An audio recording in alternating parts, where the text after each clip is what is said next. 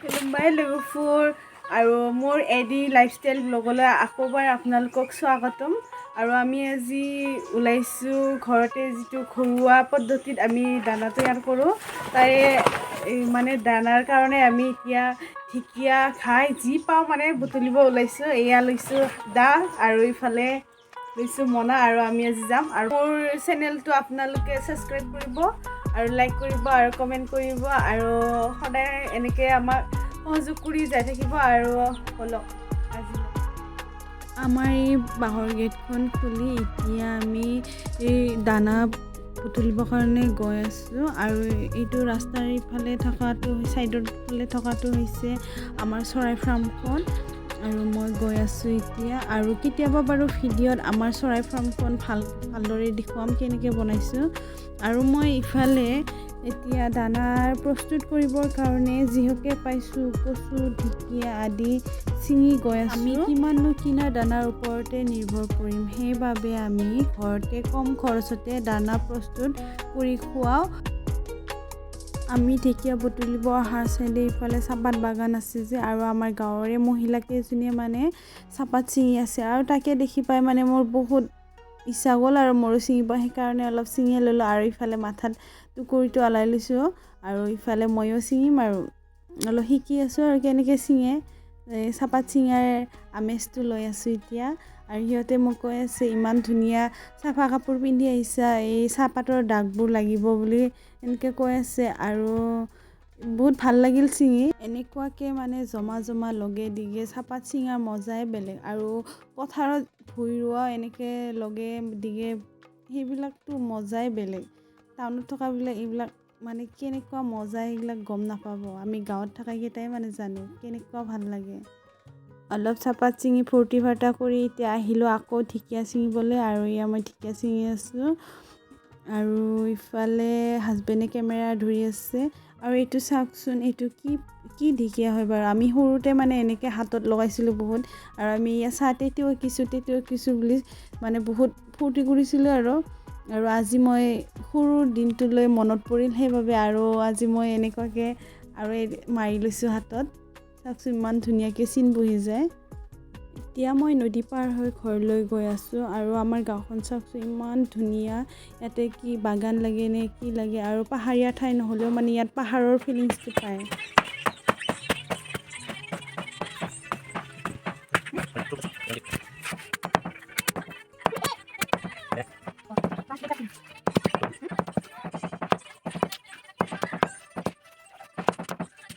কলগছখিনি টুকুৰা কৰি এতিয়া মই চাইছোঁ সান্দিটো আৰু ইফালে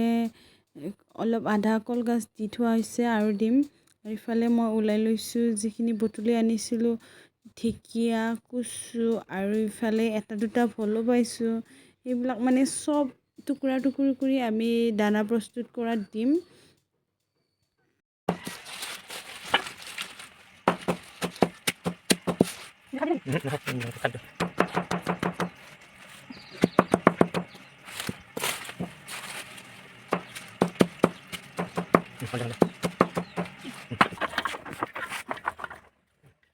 ফাইনেলি আমাৰ দানাখিনি অলপকৈ সিজি আছে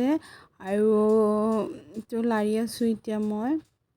আৰু এনেকৈ মানে দানা প্ৰস্তুত কৰিলে ভিটামিনো পায় চৰাইবিলাকে বহুত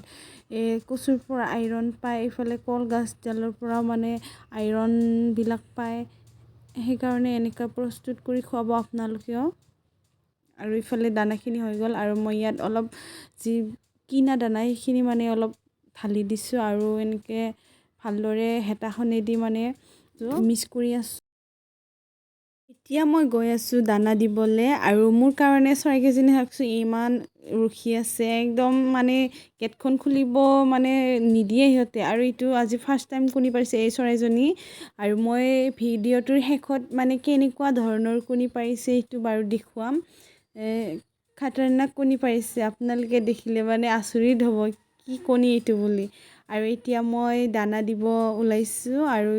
একদম বাল্টিঙতে মানে খাই দিওঁ কৰে দানাখিনি বাৰু অলপ গৰম হৈ আছে হ'লেও মানে ইহঁতে উৎপাত কৰিছে যে দি দিছোঁ আৰু সেইকাৰণে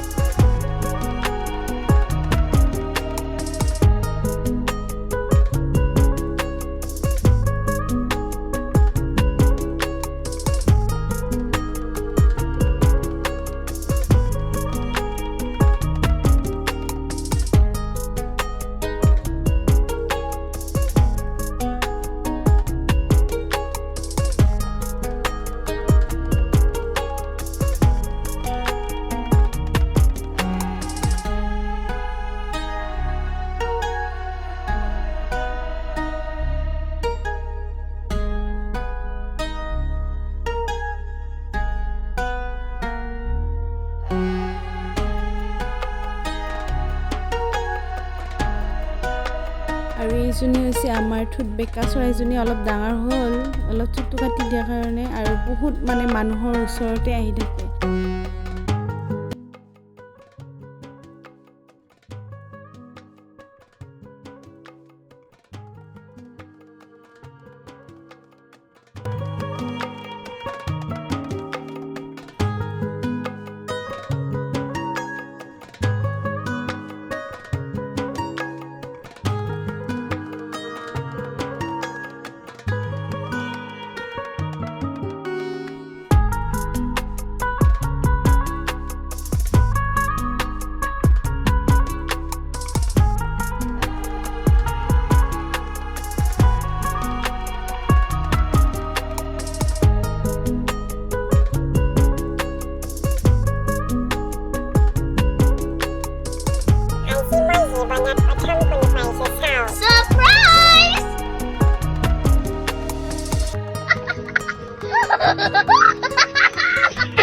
একদম মাৰ্বল নিচিনা কণী পাৰি দিছে আৰু কেমেৰা ভালদৰে ধৰিব নোৱাৰি